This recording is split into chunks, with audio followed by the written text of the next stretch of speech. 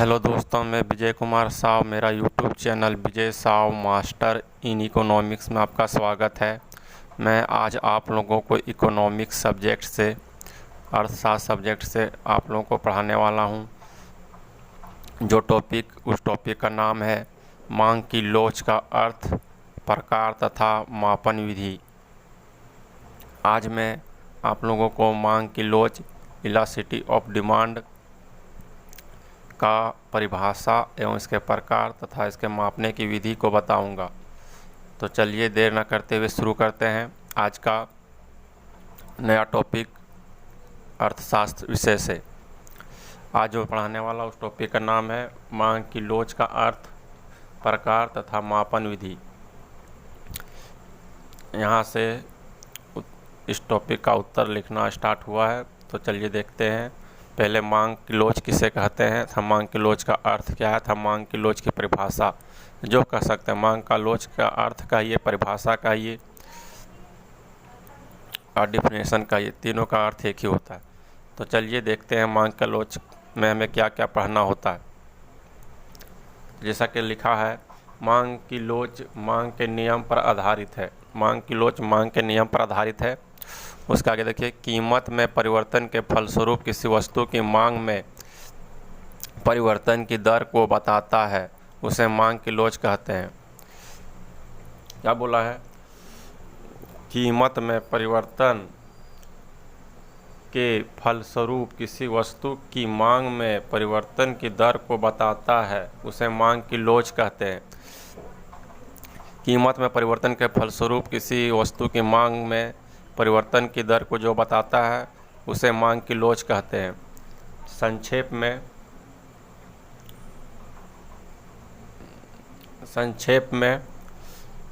में किसी वस्तु के मूल्य में प्रतिशत परिवर्तन होने से उस वस्तु की मांग में जो प्रतिशत परिवर्तन होता है, उसे मांग की लोच कहते हैं।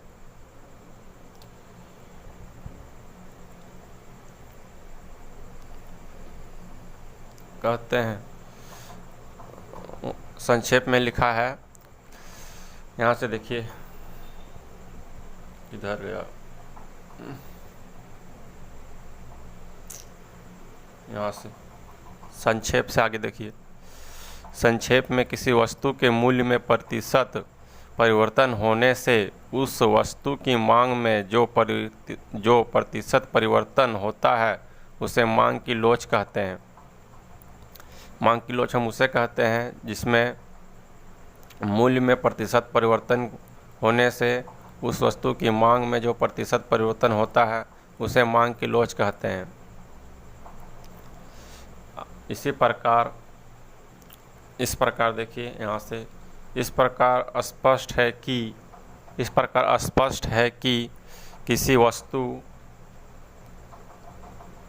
वस्तु की कीमत में परिवर्तन के फलस्वरूप उसकी मांग मात्रा में कितना परिवर्तन अथवा किस अनुपात में परिवर्तन होगा, इसका व्याख्या मांग की लोच करता है। मांग का नियम खाली बताता था कि कीमत में परिवर्तन होने से, कीमत घटने से मांग बढ़ता है और कीमत बढ़ने से मांग घटता है। लेकिन मांग कितना घटता है कितना बढ़ता है ये नहीं बताता था। लेकिन मांग की लोच इसी की व्याख्या करता है। कीमत में परिवर्तन होने से किसी वस्तु की मांग में कितना वृद्धि अथवा कितना कमी होती है, किस अनुपात में मांग घटता है अथवा किस अनुपात में मांग घटता है कीमत घटने से, इसकी व्याख्या मांग की लोच करता है। वही बताया गया है, जिसे मांग की लोच कहते हैं। इस प्रकार स्पष्ट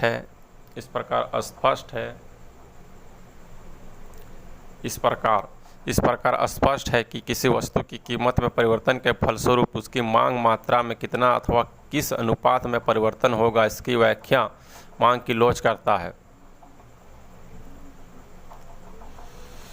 इसके आगे, मांग की लोच किसी वस्तु की कीमत में हुए परिवर्तन एवं उसकी मांग में हुए परिवर्तन का अनुपात है। तो मांग की लोच क्या है? तो मांग की लोच किसी वस्तु की कीमत में हुए परिवर्तन, किसी वस्तु के मूल्य में अथवा कीमत में परिवर्तन एवं उसके मांग में हुए परिवर्तन का अनुपात है। संक्षेप में यह भी लिख सकते हैं मांग की परिभाषा में कि मांग की लोच हम उसे कहेंगे जब किसी वस्तु की कीमत में हुए परिवर्तन एवं उसकी मांग में हुए परिवर्तन का अनुपात है। इस प्रकार सभी परिभाषा हमें बताता है कि अगर किसी वस्तु की कीमत में परिवर्तन होता है तो उसके मांग में जो प्रतिशत परिवर्तन अथवा अनुपातिक परिवर्तन होता है उसी को ही मांग की लोच कहते हैं, उसी को मांग का लोच कहते हैं। इस प्रकार मांग का अर्थ अथवा परिभाषा यहाँ पूरा होता है। इसके बाद मांग की लोच का सूत्र भी दिया गया है जो यहाँ लिखा है।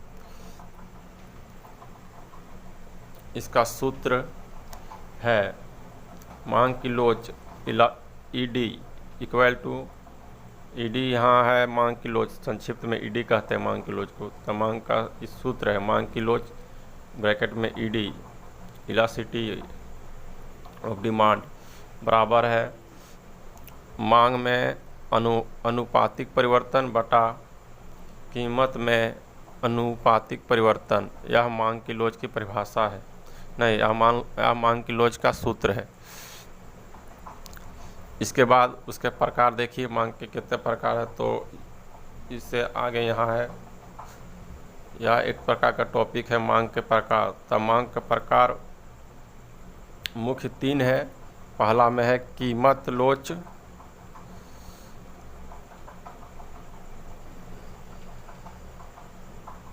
मांग के प्रकार यहाँ से लिखे मांग के लोच का प्रकार होगा। आप लोग लिख लीजिएगा मांग के लोच, लिखिएगा मांग के लोच यहाँ जोड़िएगा, उसका प्रकार मांग के लोच के प्रकार। मांग के लोच का प्रकार 3 है, कीमत लोच, आय लोच, तीसरा है आड़ी लोच। ये तीनों मांग की लोच के प्रकार है। उसके बाद मांग मापन विधि, मांग के मापने के मुख्य 4 विधि है जो यहाँ लिखा गया है। मांग की लोच की मापन विधि, मांग की लोच मापने के मुख्य 4 विधि है। पहला में दिया है कुल वाय विधि, दूसरा में है प्रतिशत विधि, तीसरा में है बिंदु विधि और चौथा में है चाप विधि। इस प्रकार मांग की लोच को हम आज अध्ययन कर चुके हैं। एक बार पुनः संक्षिप्त में बताने का प्रयास करता हूं कि मांग की लोच किसे कहते हैं। तो मांग की लोच से अभिप्राय है कि मांग की लोच किसी वस्तु की कीमत में हुए परिवर्तन एवं उसकी मांग में हुए परिवर्तन का अनुपात है।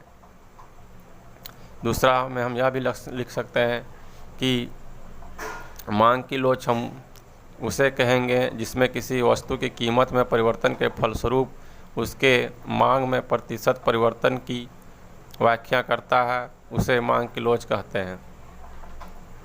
इस प्रकार मांग की लोच की परिभाषा यहाँ से स्टार्ट होकर यहाँ पर प्रतिशत परिवर्तन यहाँ पर आके ख़त्म होता है। इसमें मांग की लोच की मुख्य 2-3 परिभाषा दिया गया है जो सभी को एक तरह से मिला दिया गया है लेकिन अलग अलग है। पहला में परिभाषा जो है वो इस प्रकार है।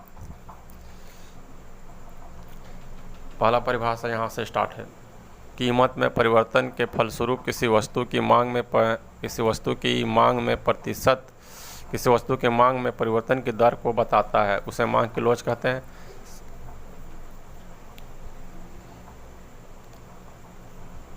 इन सभी परिभाषा से एक ही बात स्पष्ट हो रहा है कि मांग की लोच हम उसे कहेंगे जब किसी वस्तु की कीमत में परिवर्तन के फलस्वरूप उसके मांग में प्रतिशत परिवर्तन की अथवा मांग मात्रा में अनुपातिक परिवर्तन को बताता है, उसे मांग की लोच कहते हैं। सभी परिभाषा यही बातों को बता रहा है।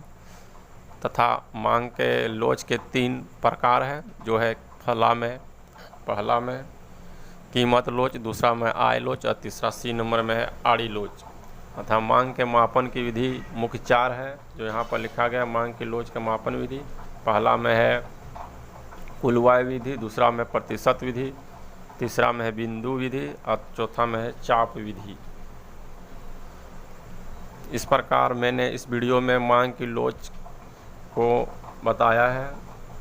तथा इस वीडियो में डिमांड चैप्टर से, इकोनॉमिक सब्जेक्ट से मैंने मांग का लोच की परिभाषा, इसके प्रकार तथा मांग की लोच के मापन विधि को बताया है। मिलते हैं दूसरे वीडियो इकोनॉमिक्स के ही वीडियो में दूसरे क्लास में। जो भी मेरे वीडियो को देख रहे हैं, मेरे चैनल को सब्सक्राइब करें, मेरे वीडियो को लाइक करें और कमेंट करें। आपके लाइक और सब्सक्राइब ही मुझे नई वीडियो बनाने का प्रोत्साहन अथवा शक्ति प्रदान करता है। आप लोग को लाइक नहीं मिलने से मुझे वीडियो बनाने में उतनी दिलचस्पी नहीं होता है, जिससे मैं वीडियो बहुत देर से अपलोड करता हूं। और आपको सब्सक्राइब नहीं मिलने के कारण भी वीडियो में थोड़ा देरी आता है, क्योंकि लाइक और सब्सक्राइब नहीं बढ़ने से मेरा प्रोत्साहन, मेरा वीडियो बनाने का मतलब एक तरह से कह सकते हैं मन नहीं करता है, जिससे वीडियो 2-3 दिन में अपलोड होता है। अगर आप लोग मेरे वीडियो को अधिक से अधिक लाइक कीजिएगा और मेरे चैनल को विजय साव मास्टर इन इकोनॉमिक्स को सब्सक्राइब कीजिएगा और बेल आइकन को दबाइएगा, तो मैं हो सकता है रेगुलर वीडियो इकोनॉमिक्स का आप लोगों को उपलब्ध करा दूं। इसलिए हो सकता है जितने से जितने अधिक से अधिक लाइक करें, मेरे YouTube channel Vijay Sao master in economics को सब्सक्राइब करें और बेल आइकन दबाएं, और इसी तरह इकोनॉमिक्स की फ्री वीडियो आप लोग देखते रहें। आज के लिए इतना ही, मिलते हैं दूसरे वीडियो के साथ। तब तक के लिए मेरे वीडियो देखने के लिए बहुत बहुत धन्यवाद।